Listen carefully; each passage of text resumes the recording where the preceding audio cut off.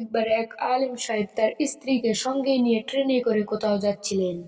পাশের সিটে বসেছিল এক উচ্চ শিক্ষিত লোক।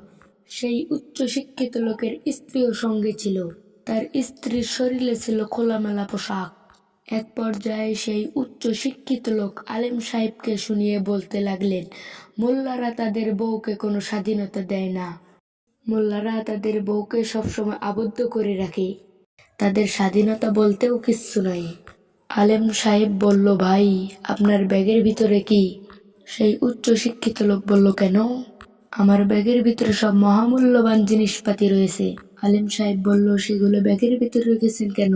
উচ্চ শিক্ষিত লোক বলল, চোর এবং খারাপ লোকদের হাত থেকে বাঁচার জন্য সেগুলোকে ব্যাগের ভিতরে রেখেছি। আলেম সাহেব বলল, আমার কাছেও আমার স্ত্রী এমন মহামূল্যবান।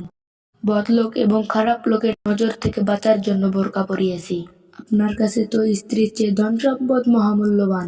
স্ত্রীকে খোলামেলা রেখেছেন আর সম্পদকে রেখেছেন আবদ্ধ অবস্থায়। আলেম সাহেবের কথা শুনে লোকটি লজ্জায় মাথা নিচু হয়ে গেল।